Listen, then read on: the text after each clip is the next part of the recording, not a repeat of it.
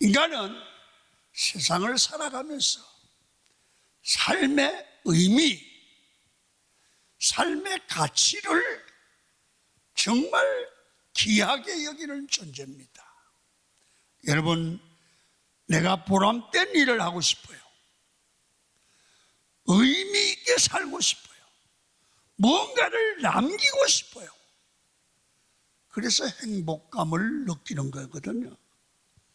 그래서 한때는 엄마들 사이에 자녀를 교육하는 그러한 열풍이 불었습니다. 나는 부족하지만 우리 아이들을 훌륭하게 키워서 삶의 의미를 찾겠다는 거예요. 그래서 조기 유학을 보내고 남편은 직장생활하고 엄마가 따라가서 미국에서 유학을 해요.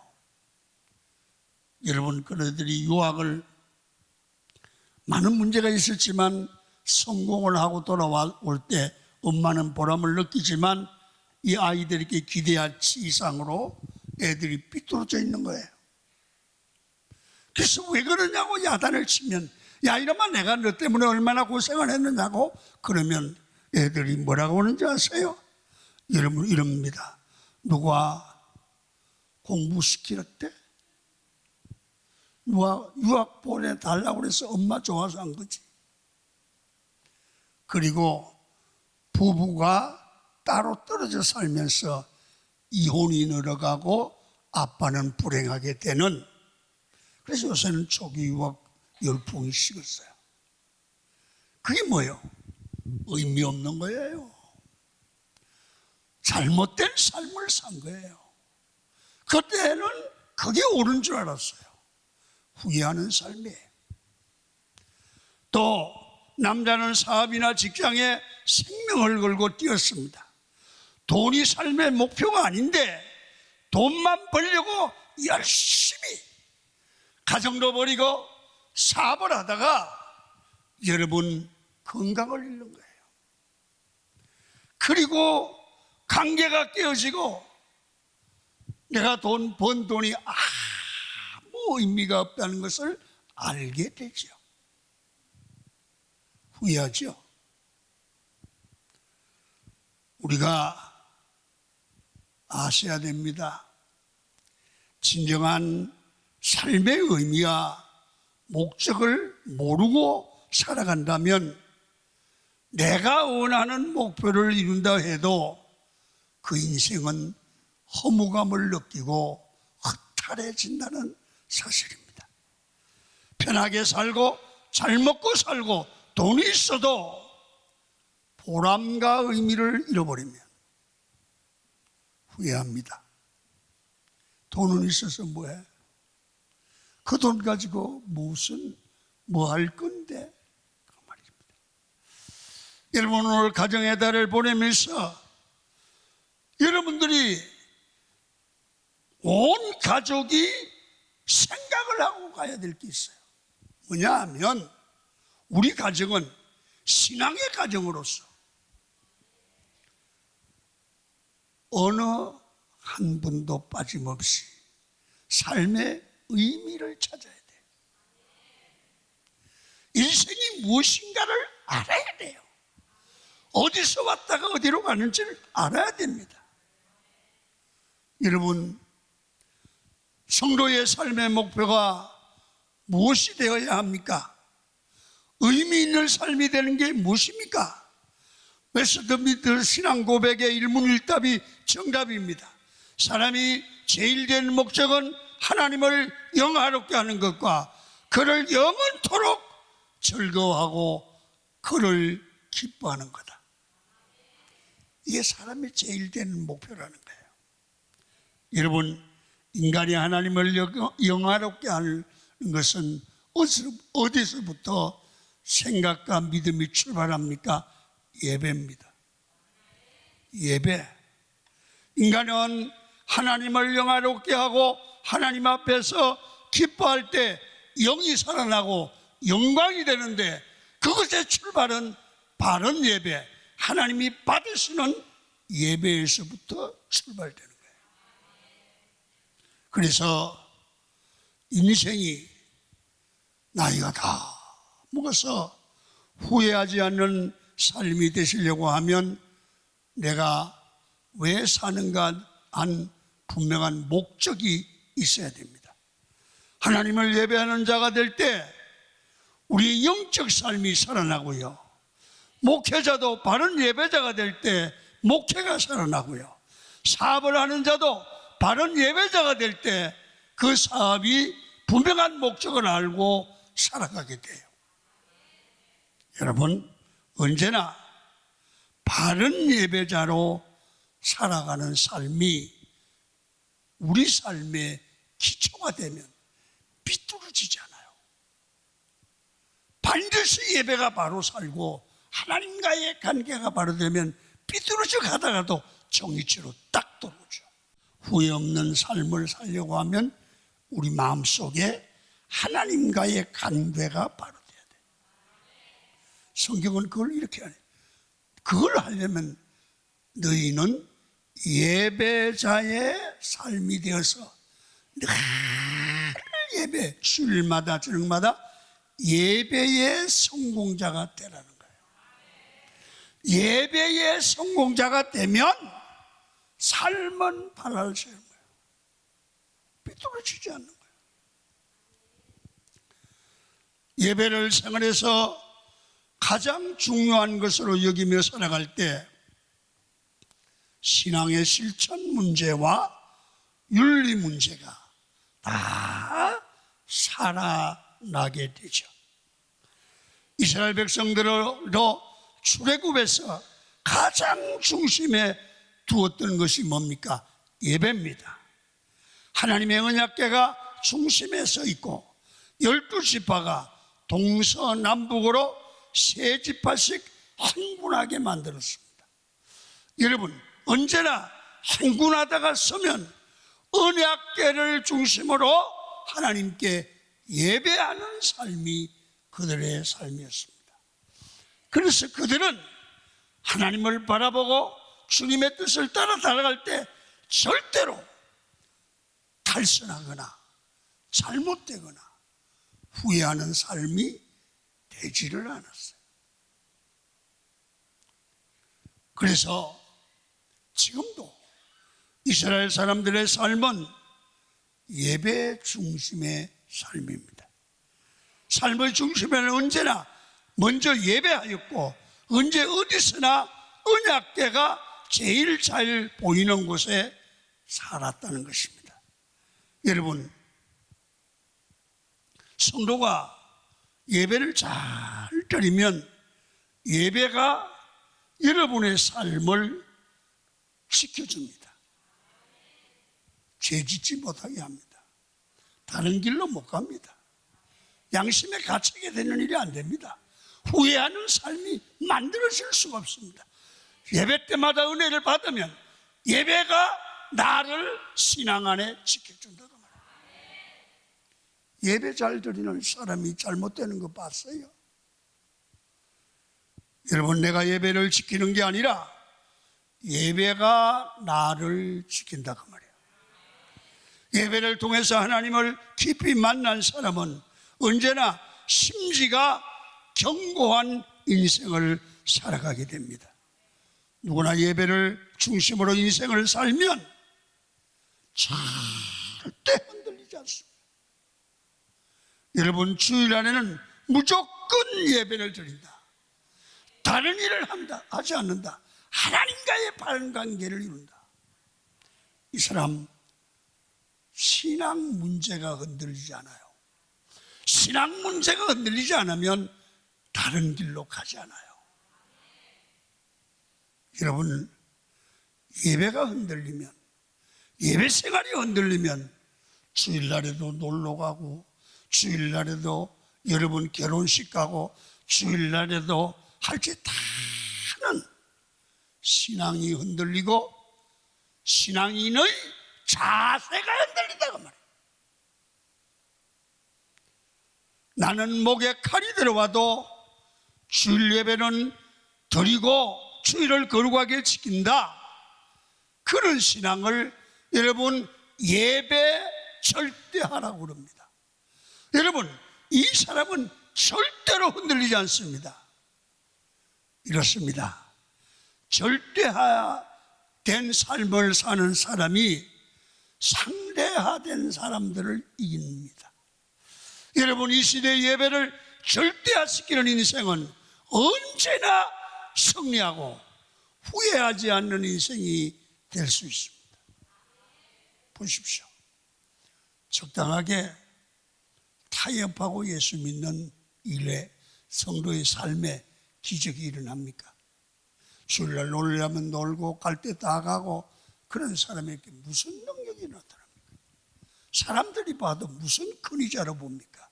에이구, 집사도 근사도 장로도 주일날 할 짓 다 하더라고.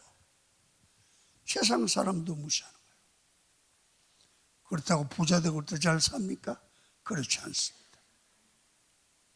그러나 예배의 절대화, 주일날은 거룩하게 지킨다, 하나님의 뜻대로 산다, 이 사람 굶어 죽습니까?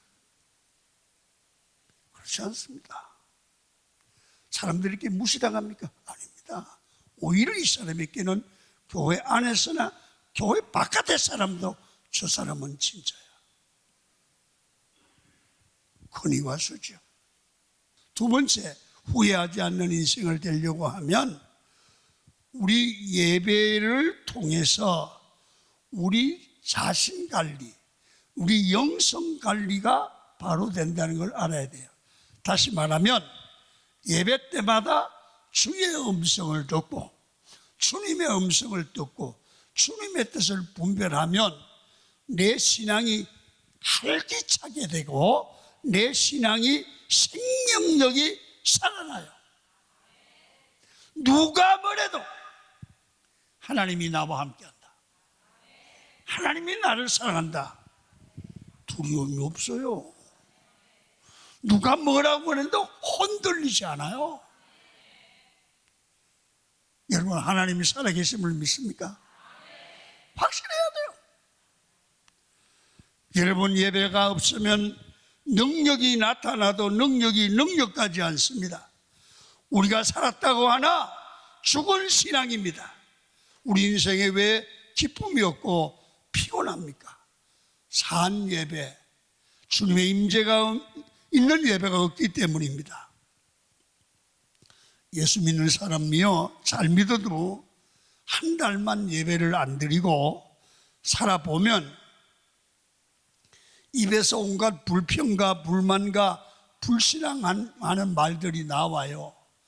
코로나19로 인해서 2년 동안 예배가, 여러분, 교회 나오지 않는 사람들은 아직까지 안 나오는 분이 있다니까요. 여러분, 하나님이 살아계시는지 죽었는지 모르겠다는 말을 합니다. 기도도 안 해요. 왜 사는지 모르겠다고 말합니다. 여러분, 삶이 뒤죽박죽이 되는 겁니다. 이제 교회 가지 않고 집에서 예배했더니 TV로 예배를 드렸더니 편하다는 말까지 합니다. 여러분, 교회도 그렇습니다. 개인도 예배가 약해지면 신앙이 힘이 없죠. 교회도 예배가 생명력을 잃으면 여러분, 교회가 시험 들고 교인들이 다 어려워집니다.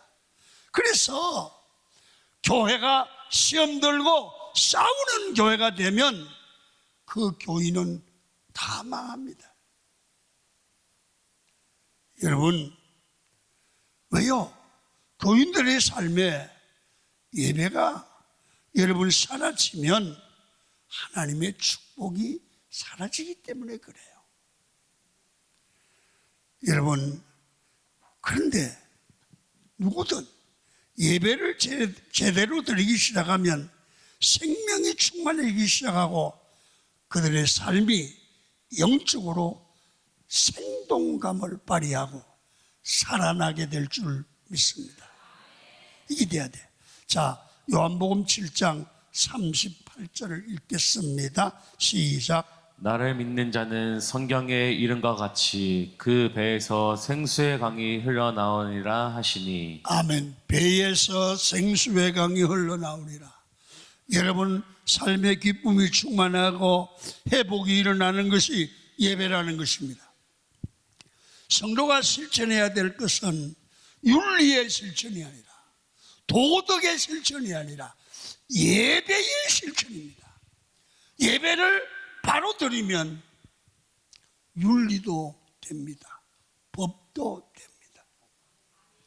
예배가 바로 되어야 삶에 말씀을 실천할 능력이 생기게 되는 겁니다.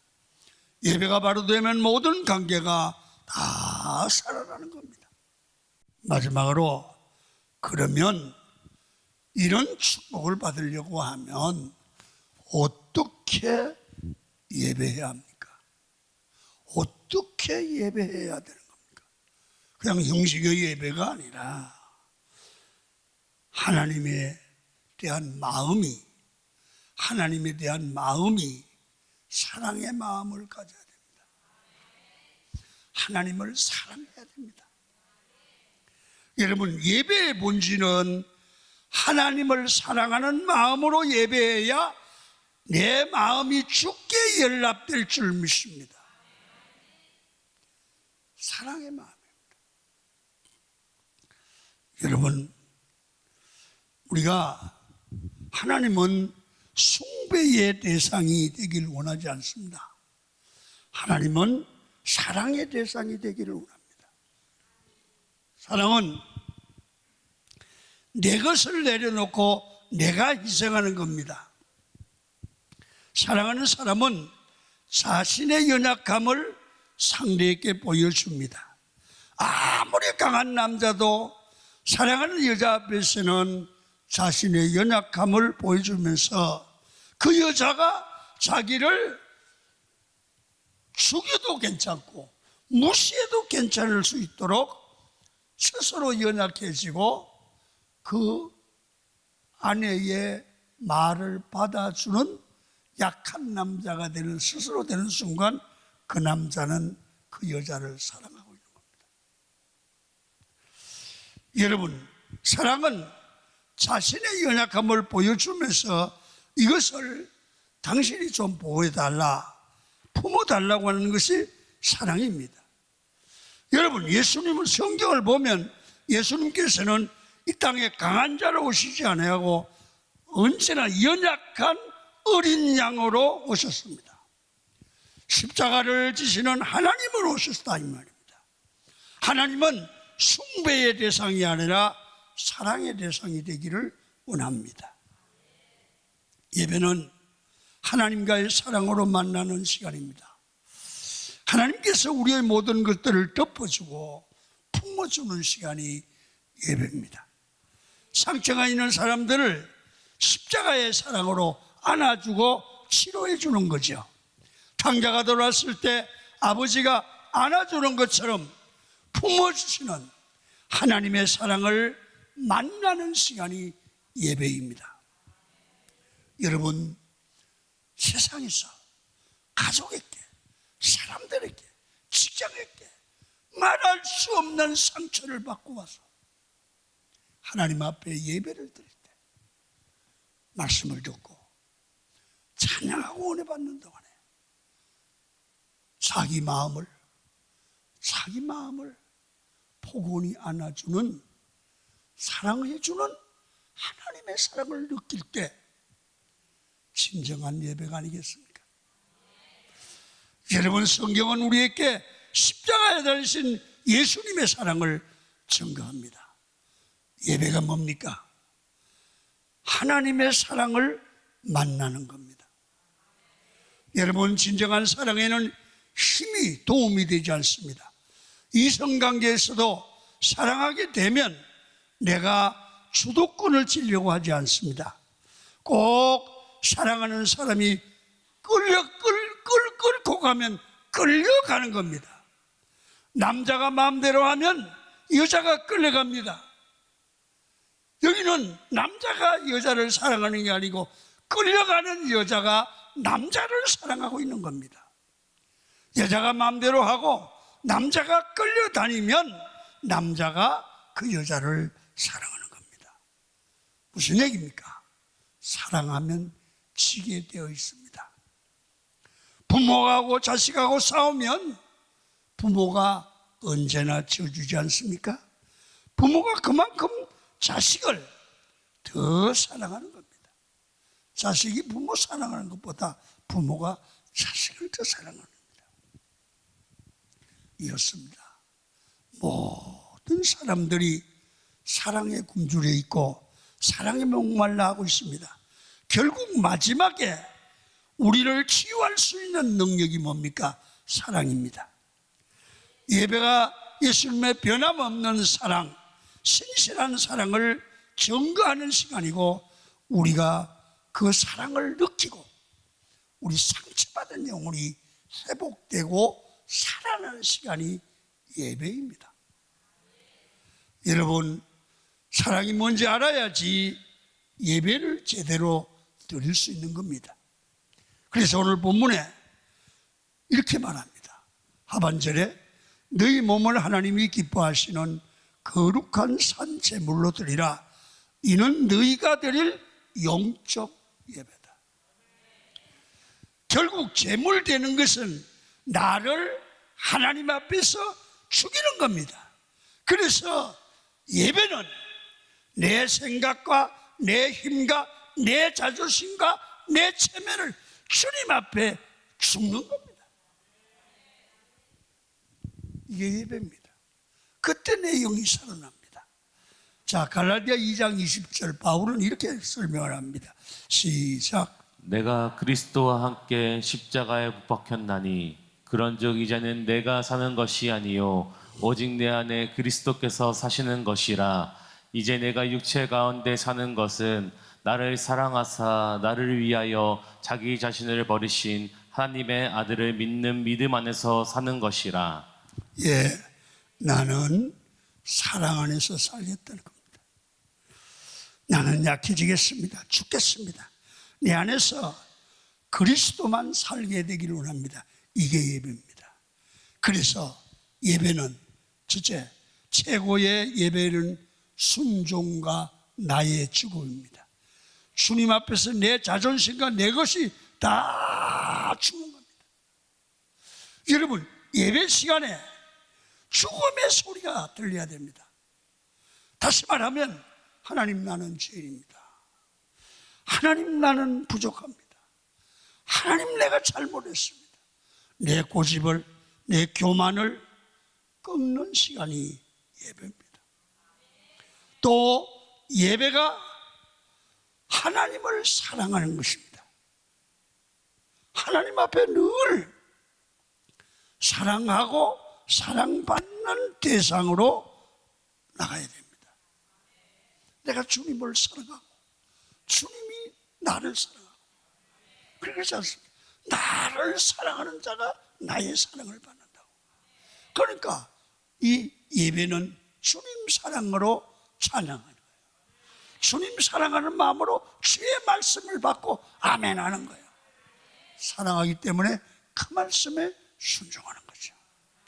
그래서 예배에서 사랑이 안 되면 다 가짜의 삶을 살게 되고요, 내 삶이 피폐해지고 무너지는 거죠.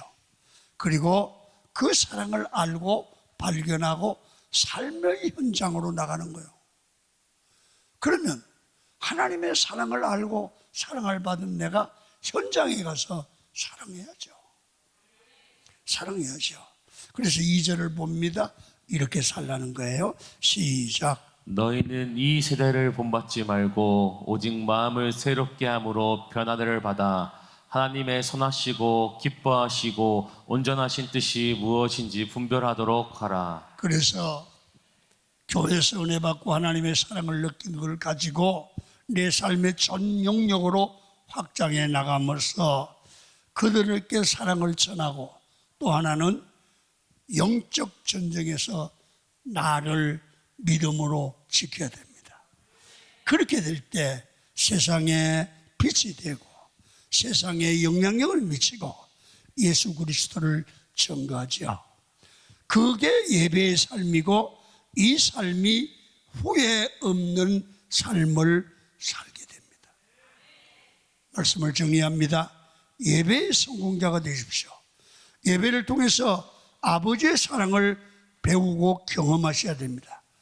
그러므로 여러분의 삶 전 영역에 세상의 빛과 소금 되는 그리스도인답게 성도답게 살아가는 여러분이 되기를 예수 이름으로 축원을